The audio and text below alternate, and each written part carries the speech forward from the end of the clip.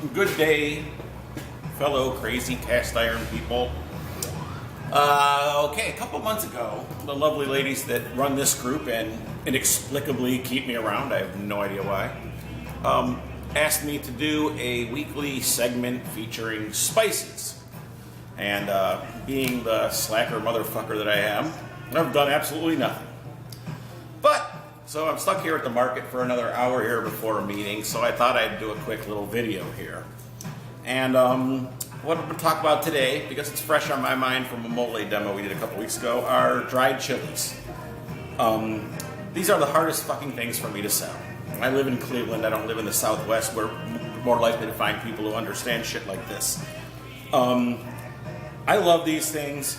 People look at a dried chili like, you know, what the fuck do you do with this? Nobody knows how to cook with these things. Well, I'm going to show you how easy it is to take these, turn them into a quick sauce that you can then, you know, obviously you can do a mole poblano or a traditional Texas-style chili, or in my opinion, how most chili should at least be built off of. Chilies, the namesake ingredient, duh. And how to turn these things into a quick sauce. So there are a bunch of dried chilies out there. Today we're going to be using guajillo, which is a nice, bright, medium heat chili, very common sauce chili in Mexican cooking, easy to get. If anywhere sells dried chilies, they'll have this and ancho and a couple other common ones. But of course you can use anything, stuff you dried yourself, or pasilla, mulatto, New Mexico milds, hots, green New Mexicos, and there's, you know, you can get into South America and you got ají amarillo from Peru, or panca chilies from Peru. Anyhow, there's all kinds of chilies, and a lot of them are sold dried. And it's like grapes and raisins. When people say, why did you use a dried chili when you can use fresh? Well, you know, you dry a grape, you get a raisin, you get something that's got some of the flavors of a grape, but is way more complex. And that's what these are. So this is, you know, chilies, dried chilies are a cool thing. And easy to work with. So for starters, you take them, you break the stem off, you knock out the seeds. Stupid easy, anybody can do it. And then if you're doing more traditional Mexican cooking, what you would do next is you can, come on you asshole, you toast them. Now if you get into South America and stuff, it's actually more common. They use a different family of chilies, frutescens, I'm probably pronouncing that like an asshole, but I am an asshole. That are fruitier flavors, not necessarily as deep as rich as these, and typically they don't toast before they soak. So your one option always is just to soak it, which is simply throwing it in some tap water. You don't have to boil them for 15 minutes. All this shit that you see in these recipes, they're all assholes, they're all liars. All you need is hot tap water and a 5 to 10 minute soak to rehydrate them. That's all you gotta do. But if you want to get a little more flavor out of them, you can toast them. So you just get on like a black skillet, obviously.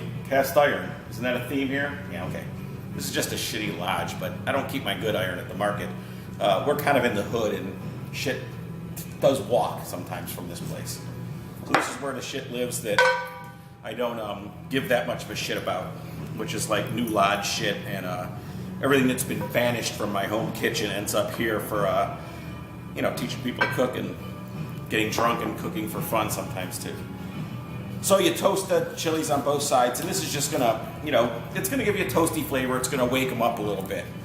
Once you've done that, into the hot tap water, and listen, these have been here for about 3 minutes, because this is actually the second video I'm making, because the worst one sucked. I want to see if this one sucks worse. So once you get these soaked, now you gotta puree them. This is the easiest way to deal with them. I've got a vintage, 40-year-old vintage 1970s 3600 Vitamix, and it's every bit of a motherfucker of a machine as the new ones, in my opinion, and it's all stainless steel. It's cool. If you don't have a Vitamix or a good food processor, and perchance all you have is like a shitty $10 Procter Silex blender, that'll work fine also. A Vitamix will break these skins down into a perfect puree where there'll be no texture at all, nothing to get stuck in your teeth or anything that might annoy people. If perchance you do just have that shitty Procter Silex machine, get out your shitty $1 strainer and push the sauce through the strainer and catch whatever little bits and pieces maybe didn't puree up smoothly. So we're gonna run this for a second.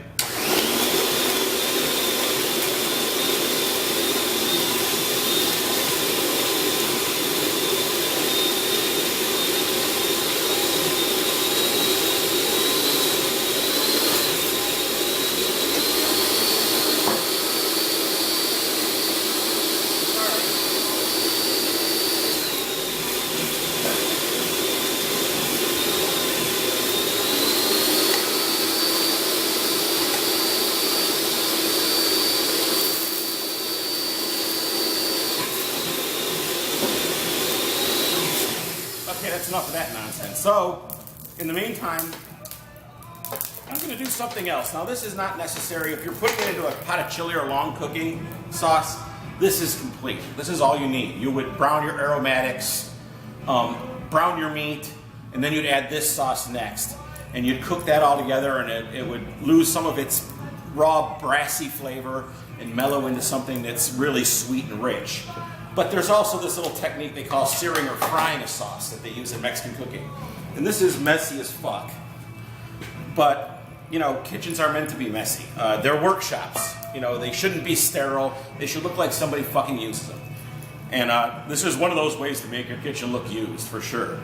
So you take your puree and you add it, a little bit of lard in the skillet, and you just add it, and it's going to make a fucking mess.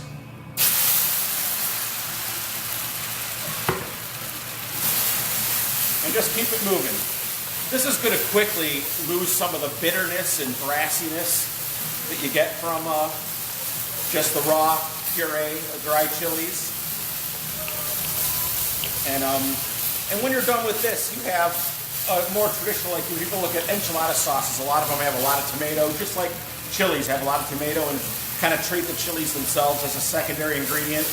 I tend to look at it the opposite way, where it's a chili sauce with possibly some tomato to sweeten it up and make it a little bit more balanced. But start with the chili. So when this is all seared off, it's going to be a good sauce just like that. In a perfect world, you just keep adding a little bit of liquid as soon as it starts to dry out, and stick to the skillet a little. Just add a little bit more of the liquid and keep reducing it, adding liquid, reducing it. The longer you cook it, the better, just like a really good bolognese or something.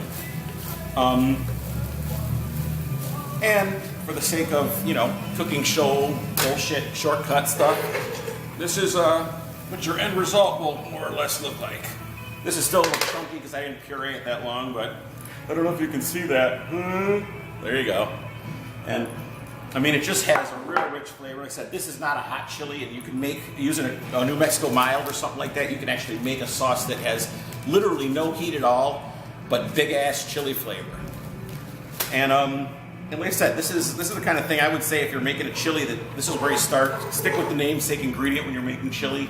Start with chili sauce, and then if you want to add tomato to brighten it up, that's certainly a good idea. But tomato in the real world is an optional ingredient in chili, and a lot of people are surprised to hear me say that, and I'm certainly plenty of people would disagree with me, but people often do. But if you make a chili, try making a chili one time with nothing but dried chilies, no tomato. Dried chilies, like I do 5-ingredient chili. Cumin, Mexican oregano, garlic, dried chilies, meat of choice. If you make a chili with that, and then water, of course, salt, pepper, whatever. But if you make a chili like that, you'll get an idea of just how much you can get out of the chilies, and then you'll figure out that you can work the tomato back in to whatever extent you like. But you'll have a different view of chili when you don't see the tomato as the primary ingredient. You actually see chilies as the primary ingredient. So hopefully this just continues me on my quest to convince the world that everybody should be using dried chilies in their cooking. Again, very simple. You know, the hardest part of doing fucking videos like this is knowing how to end. How do I end? Don't know. I guess it's over though. Hope I didn't forget anything important. If I did, I'll make a stupid ass comment on the page when I post this. If I post this. We'll see. But anyhow, guys, if you made it to the end of this video, you're dumber than me. Alright, have a good one. I'm leaving now.